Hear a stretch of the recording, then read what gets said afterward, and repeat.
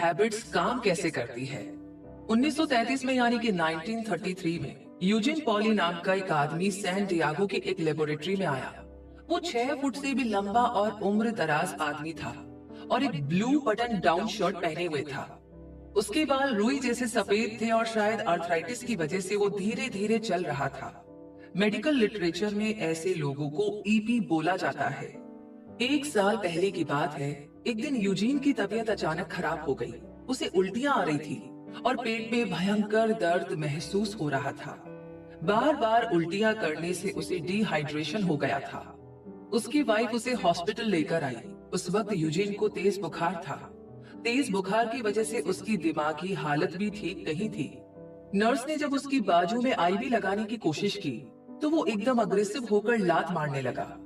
उसकी हालत देखते हुए डॉक्टर ने उसे बेहोश कर दिया था। बेहोशी की हालत में डॉक्टर ने उसकी पीठ पर यानी रीढ़ के जोड़ के बीच में सुई चुभोकर कुछ फ्लूइड जैसा निकाला और देखते ही समझ गया कि यूजिन को क्या प्रॉब्लम है। आमतौर पर इंसान की ब्रेन और स्पाइनल के बीच पाया जाने वाला फ्लूइड एकदम क्लियर होता है और तेजी से फ्लो करता है जैसे कोई सिल्क का धागा सुई से निकलता है। पर यूजिन की बॉडी से जो फ्लूइड निकला था वो एकदम अलग था, जो देखने में गंदा और चिपचिपा सा था।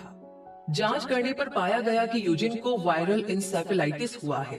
ये एक तरह का वायरस होता है जिसमें बॉडी में cold source, mild infection, fever और ब्लिस्टर्स हो जाते हैं। वैसे तो यह हार्मलेस माना जाता है, पर अगर ब्रेन तक पहुंच जाए तो वायरस जानलेवा साबित होता है। वायरस एनकेफ्लाइट्स ब्रेन में जाने के बाद ब्रेन की डेलिकेट टिश्यूज को खाने लगता है। एक तरह से बोले तो ये हमारे विचार और सपनों को खाने लगता है। अब क्योंकि यूजीन के ब्रेन का कुछ हिस्सा वायरस पहले से खा चुका था, जिसे डॉक्टर्स दोबारा रिपेयर नहीं कर सकते थे, पर उन्होंने वायरस को पूरे ब्रेन में फैलने से रोकने के लिए यूजीन को काफी बड़ी मात्रा में एंटीवायरल ड्रग दे दी थी। यूजीन 10 दिनों तक कोमा में जिंदगी और मौत के बीच जूझता रहा। फिर धीरे धीरे दवाइयों ने असर दिखाया और उसका फीवर उतर गया। वायरस भी जैसे बॉडी में गायब हो गया था।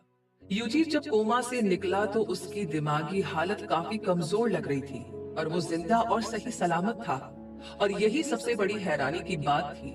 डॉक्टर्स ने उस पर कुछ और टेस्ट भी किए। वैसे फिजिकल यूजीन एकदम फिट था, अपने हाथ पैर हिला सकता था, लाइट और साउंड पर रिस्पॉन्ड भी कर रहा था।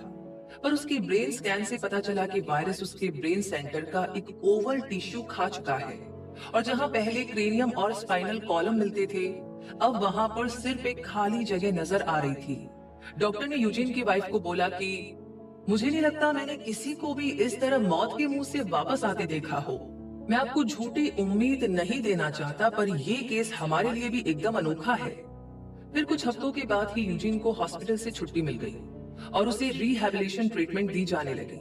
उसे हफ्ता, दिन, महीना कुछ भी याद नहीं रहता था। डॉक्टर्स चाहे जितनी बार उसे अपना इंट्रोडक्शन दे दे, यूजीन को उनके नाम याद नहीं रहते थे। घर वापस आकर यूजीन अपने ही दोस्तों को नहीं पहचान पाया और कई बार तो वो सुबह उठता, किचन में जाता और बेकन और अंडा पकाने लगता और फिर बेडरूम में आकर रेडियो चला देता। फिर 40 मिनट बाद वो फिर से सेम रूटीन रिपीट करने लगता। उठता, बेकन पकाता, वापस कमरे में आकर रेडियो चला देता। यूजीन मेमोरी लॉस स्पेशलिस्ट का फेवरेट सब्जेक्ट बन गया था।